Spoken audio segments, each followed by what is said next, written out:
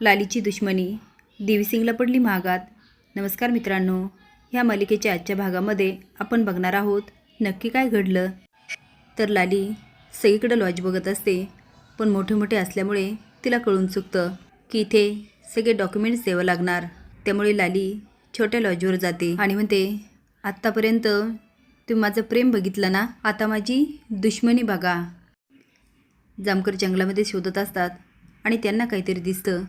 आता ते जवळ जातात आणि काठी उचलतात, तर ते काठीला चैन अडकलेली असते. जामकर म्हणतात, सुधाकर ही चैन. सुधाकर म्हणतो, साहेब 1 मिनटं दाखवा. तो बघून म्हणतो, अशी चैन लालीच्या गळ्यात होती. जामकर म्हणतात, याचा अर्थ ही चैन त्या टेलरच्या बायकोची आहे. ते आता बघतात तर त्याला रक्त लागलेलं असतं.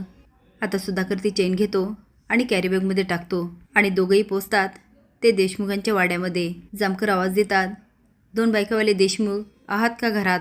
आप्पा म्हणतात, आता ह्याचं काय? ते म्हणतात, बूट काढतो, नको नको, ठीक आहे.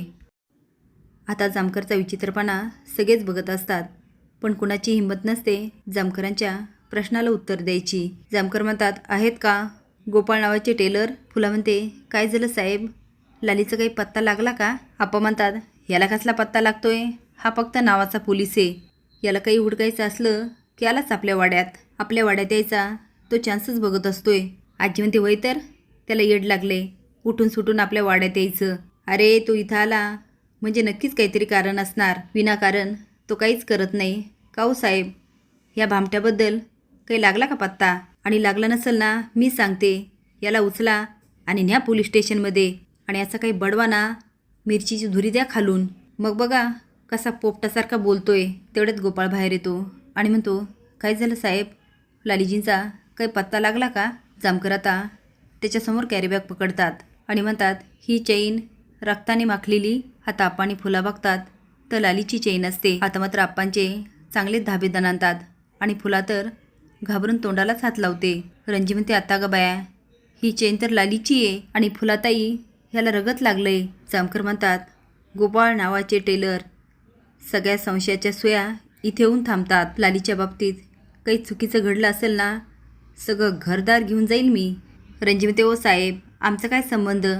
काय लालीला आम्ही मारलंय वे? आजी म्हणते, अरे तुला घेऊन जायचं असेल त्या मुडद्याला घेऊन जा आणि दे त्याला फाशी. मग बघ, गावामध्ये एक पण संकट येणार नाही. जेव्हापासून हा गावात आला ना, तेव्हापासून मुडदे पडतायत. फुला म्हणते, अहो आप्पा म्हणतात, ते म्हातारे गप की जरा, नुसती वट देवाने तोंड दिलं म्हणून नुसतं बोलतच सुटायचं वे?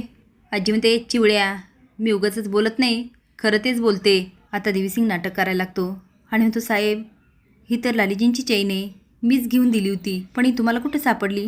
आणि लालीजी कुठे? तुमच्यासोबत आल्या का? आई, छोटी आई, आप्पा, आजी, बघा ना, लालीजी आल्यात. तो आता जातो आणि इकडे तिकडे शोधत असतो. बाहेर डोकत म्हणतो, साहेब कुठे आहेत लालीजी? जामकर म्हणतात, नाटक छान करताय, आता खरं खरं सांगायचं, लाली कुठे? देवीसिंग म्हणतो, अहो मला काय विचारताय, मीच त्यांना शोधतोय आणि त्या सापडल्या नाही म्हणून मी पेपरमध्येही बातमी दिली. पाहिजे तर तुम्ही झुंजार पत्रकारला विचारा. जाऊ द्या, त्याला कशाला विचारताय, पेपर बघा. तो आता जामकरला दाखवतो, त्यामध्ये बातमी असते, वय वर्ष 30, सौ लाली गोपाळ देशमुख हे हरवलेले आहे. कोणाला जर सापडला तर संपर्क करा. जामकर म्हणतात, व्यवस्थित प्लॅन बनवला, तुम्हीच मारले आणि तुम्हीच बातमी दिली. देवीसिंग म्हणतो, अहो हे काय बोलताय आप्पा, ह्यांना काहीतरी सांगा ना.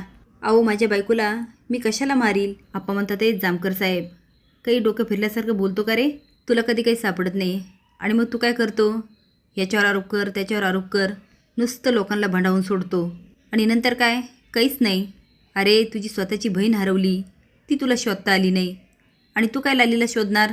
आता जामकरला पुन्हा आर्याची आठवण येते आणि जामकर अजूनच चवताळतो. इकडे मात्र लाली पुरती बदलते, कारण तिने हॉटेलमध्ये कॉलेजच्या मुली बघितलेल्या असतात.